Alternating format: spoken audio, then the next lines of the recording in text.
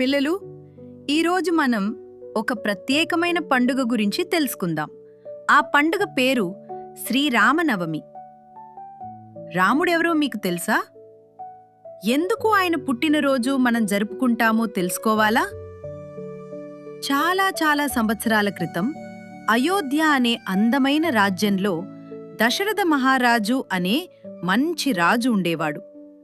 ఆయన చాలా ధైర్యవంతుడు, ప్రజలను ప్రేమించేవాడు. కాని ఒక బాధ ఉండేది. ఆయనకు పిల్లలు లేరు.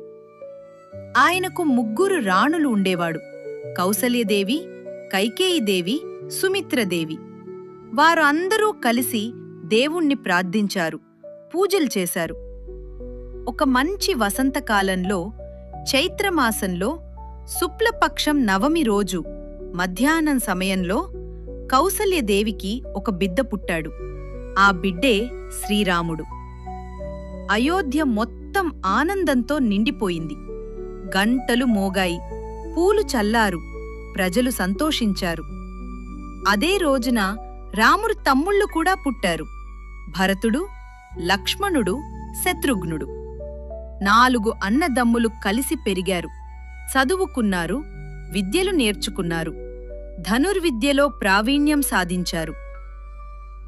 ఇప్పుడు ఒకడొక ముఖ్యమైన విషయం: శ్రీరాముడు సాధారణ రాజకుమారుడు కాదు. ఆయన శ్రీ మహావిష్ణువు యొక్క 7వ అవతారం అని నమ్ముతారు. అవతారం అంటే ఏమిటి తెలుసా? ధర్మం తగ్గిపోతే, అధర్మం పెరిగితే దేవుడు భూమిపై జన్మిస్తాడు, మంచిని కాపాడటానికి. శ్రీరాముడు రాక్షసరాజు రావణుడు చేసిన అన్యాయం ఆపటానికి పుట్టాడు. రాముడు చిన్నవాడిగా ఉన్నప్పుడు ఒక మహర్షి, విశ్వామిత్ర మహర్షి, అయోధ్యకు వచ్చాడు. ఆయన యజ్ఞం చేస్తుంటే రాక్షసులు అడ్డుకుంటున్నారని చెప్పాడు. రాముడు సహాయం చేయాలని అడిగాడు. రాముడు ధైర్యంగా ముందుకు వచ్చాడు. తమ్ముడు లక్ష్మణుడితో కలిసి మహర్షితో వెళ్ళాడు. చిన్న వయసులోనే రాముడు యజ్ఞాన్ని కాపాడాడు, రాక్షసులను ఓడించాడు. ఆ తరువాత వారు మిథిలా రాజ్యంకి వెళ్ళాడు. అక్కడ రాజు జనక మహారాజు ఉండేవాడు. ఆయన కుమార్తె సీతాదేవి. ఆమె చాలా మంచిది, తెలివైనది, ధైర్యవంతురాలు. జనక మహారాజు ఒక మాట చెప్పాడు: ఎవరు శివుడి గొప్ప విల్లుని ఎత్తి తాడు కడతారో ఆయన సీతను పెళ్లి చేసుకుంటాడు అని. ఎంతమంది రాజులు ప్రయత్నించారు, ఎవరికీ కాలేదు. అప్పుడు రాముడు ముందుకు వచ్చాడు. శాంతంగా ఆ విల్లుని ఎత్తాడు. తాడు కట్టబోతే ఆ విల్లు 2 ముక్కలైంది. అందరూ ఆశ్చర్యపోయారు. ఆ తరువాత ఆనందంతో చప్పట్లు కొట్టారు. సీతాదేవి రాముడికి హారం వేసింది. వారి పెళ్లి ఘనంగా జరిగింది. అందుకే చాలా చోట్ల శ్రీరామనవమి రోజు సీతారామ కళ్యాణం చేస్తారు.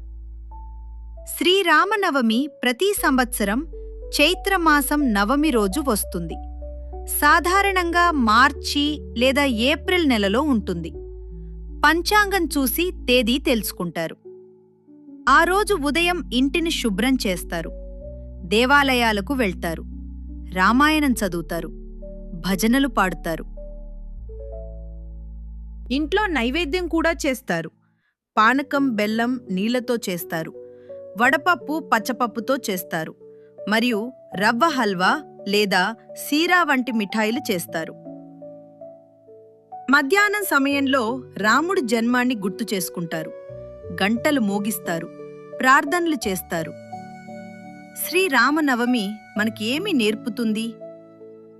నిజం మాట్లాడాలి, తల్లిదండ్రులను గౌరవించాలి, ధైర్యంగా ఉండాలి, మంచి పని చెయ్యాలి, మాట నిలబెట్టుకోవాలి. మరియు పిల్లలు, రాముడు చిన్నవాడిగా ఉండగానే మహర్షికి సహాయం చేశాడు కదా, అలాగే పిల్లలు కూడా సరైన పనికి ధైర్యంగా నిలబడవచ్చు. ఎవరైనా శ్రీరామనవమి శుభాకాంక్షలు అంటే ఇది రాముడి పుట్టినరోజు అని గుర్తుపెట్టుకోండి. ధైర్యం, నిజాయితీ, దయ, ఇవి నేర్పిన మహానుభావుడు రాముడు. మనము ఆయనలాగా మంచిగా ఉండటానికి ప్రయత్నిద్దాం.